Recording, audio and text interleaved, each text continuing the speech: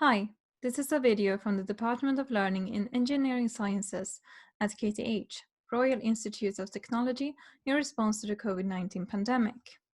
In this video, I will discuss automatically corrected assignments, also known as quizzes, specifically what it is important to think about when creating quizzes in order to support student learning. I will not discuss how one does this technically. For more information on technical issues, I refer you to the e-learning web at KTH and the Canvas course Canvas at KTH. My name is Malin Engquist and I'm a learning instructor at digital course development at KTH. This video was created together with my two colleagues, Ida Naimi-Akbar and Linda Barman. So what do we mean by quizzes? Well, we mean all assignments that one can create that are automatically corrected. On this slide, you can see some examples of these that can be used on Canvas. Multiple choice, multiple answers, true or false, fill in the blank, fill in multiple blanks, multiple drop-downs, matching, and a numerical answer. It is also possible to create other types of assignments, both automatically corrected ones and ones where either another student or the teacher needs to check the response. But these are examples of some of the more commonly used ones, and in this video we focus on assignments that are automatically corrected. Why should I use quizzes? Quizzes can be used to support a student's learning process as a form of learning activity, and they can also be used in examination. However, in this video, we will focus on the use of quizzes as a means of supporting learning and not used for examination, although some of what is said in this video will also hold true for quizzes used in examination. They are a good complement to video lectures and reading materials, since they provide students with the opportunity to actively work with and process the content of the course. It also helps in directing the students' learning and can be used to emphasize what is important. Also, they provide the students with automatic and immediate feedback on their learning in a way which doesn't require that much effort from you, the teacher. Moreover, it provides you, the teacher, with information on what the students are struggling with that you could use to develop your upcoming teaching. Perhaps you will find that you need to put more emphasis on a certain topic in the course, or that you have to address a common misconception amongst the students. When it comes to the design of quizzes, it is always important to begin the process of creating a quiz by looking at what the purpose of the quiz is. Ask and answer the questions. Why do I want to create this quiz? What do I want my students to practice? What do I want my students to know, be able to do, etc. after having worked with the quiz? And who is the target group? The answers to all of these questions will influence the design of the quiz. In this example here, one wants the students to use the formula E equals mc squared, and therefore one has created a quiz with a numerical response, where the students need to use the formula to calculate the correct answer. All examples of quizzes on this page are about the prior formula, but they fulfill different purposes. Some tests that the students know how the formula is formulated and what it means, other that they know the correct entities, and others that they know how to use it. And it is possible to create even more quizzes about this formula that fulfill other purposes than the ones here. Commonly used forms of quizzes are multiple choice questions. These can either have one correct answer or several correct answers. For quizzes with one correct answer, the students need to identify the correct answer from the wrong ones. And for quizzes with several correct answers, the students need to determine whether or not each answer is correct or incorrect. In these examples, the quizzes test memory and factual knowledge, and according to a literature study, it is very common that quizzes are used only to test lower cognitive levels. However, it is possible to create both multiple choice questions and other types of quizzes where the students need to use, for instance, deeper understanding, abilities, and take a stance. For instance, it is possible to create assignments where the students need to do something outside of the platform before answering a quiz. It is not necessary for all work to be done on the platform just because we use quizzes. In this example, the students are tasked with changing a couple of variables in a programming code, then running the code and answering the multiple choice quiz. In order to be able to answer this quiz, the students need to know how to make the appropriate changes to the code. They need to be able to run the code, and they also need to be able to understand and interpret the results. In this example, the students are tasked with conducting a risk assessment of a work situation and to provide the correct risk score in a numerical response quiz. The students need to use a method for risk assessments in order to be able to answer this quiz. In this example, the work situation that is to be assessed is provided in video formats to the students. But it would also be possible to create a similar task where the students need to use data and information from, for instance, their home environment. In this third example, the students are asked to use an external service, Gapminder. They are provided with some statistical data that they are tasked with interpreting in order to be able to answer the quiz. Quizzes don't need to be short and go quickly for the students to conduct. The prior examples take a while for the students to do, since they all necessitate that the students do something outside of the platform, which takes time. In this example of a multiple choice question, the students are provided with some background information on the concept tragedy of the commons. And then they are asked to determine which of the answers that are examples of tragedy of the commons.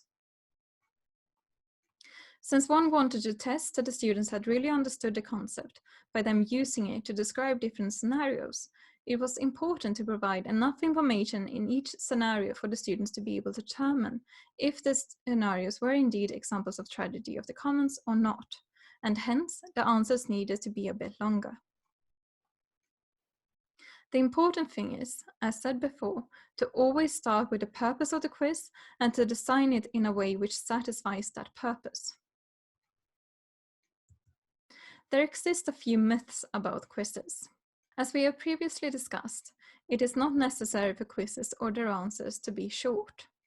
And it is also false that quizzes only can test shallow factual knowledge, as we have shown. Nor is it correct that one can only have a certain amount of alternative answers to a quiz. It is always the purpose of the quiz that determines how many answers that are appropriate. For instance, say that we want to test if our students know all the 17 of the Sustainable Development Goals. Then it would be odd not to include all 17 goals amongst answers, as well as some incorrect answers. And then we get a quiz with about 20 different answers. The answers don't have to be similar.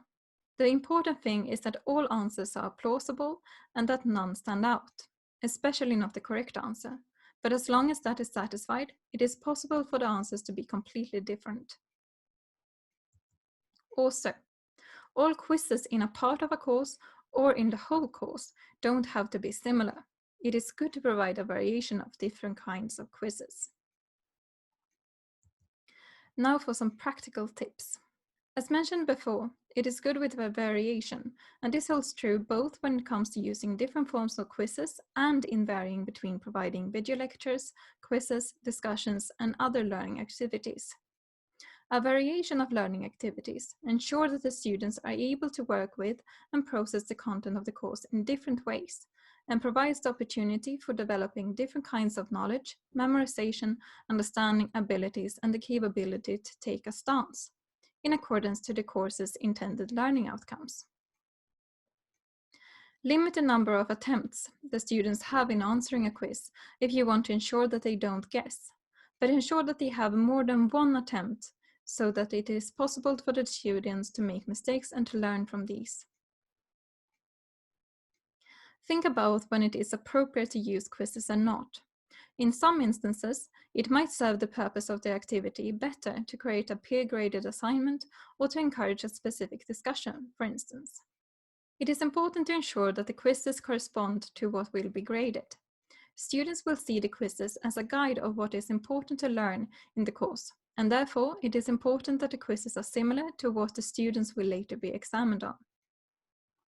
As said before, it is important that the incorrect answers in quizzes are plausible and that no answer stands out, especially not the correct answer.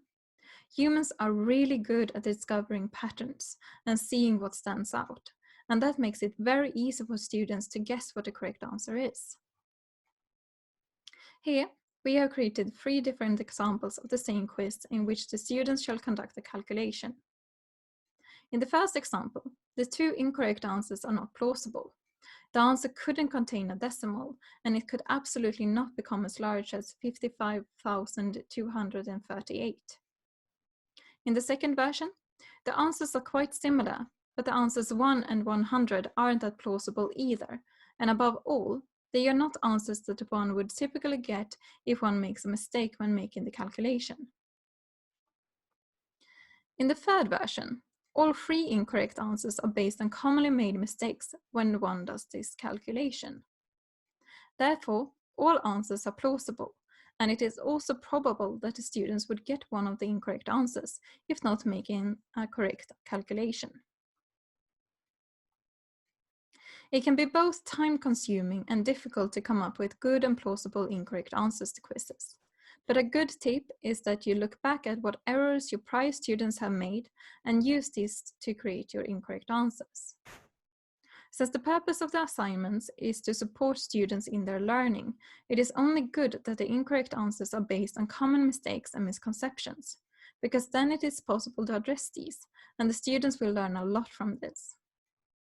A tip for when creating quizzes with numerical answers is to also make use of the entities, so that the students also have the opportunity to practice using the correct entities, since these can be very important in, for instance, chemistry or physics.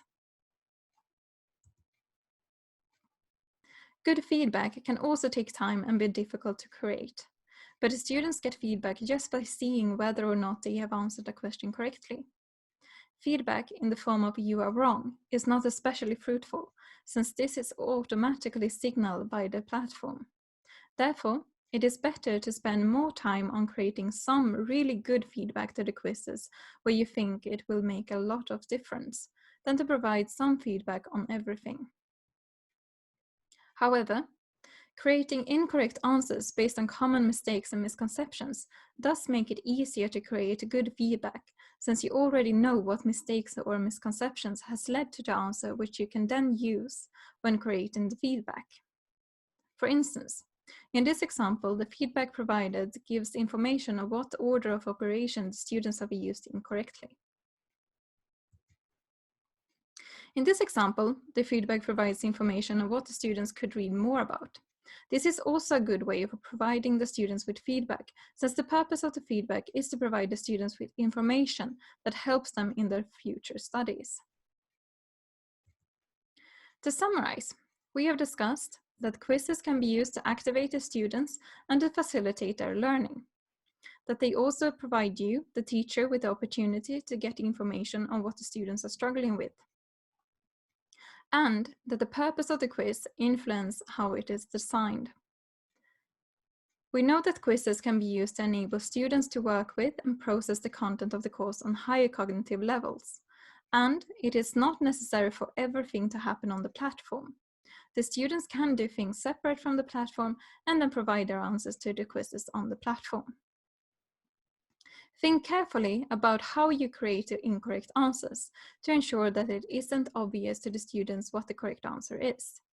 And rather than providing inconsequential feedback to every quiz, provide carefully developed feedback that will support the students' future studies to some quizzes of importance. If you would like to know more on the topic, these are some recommended resources. Thank you.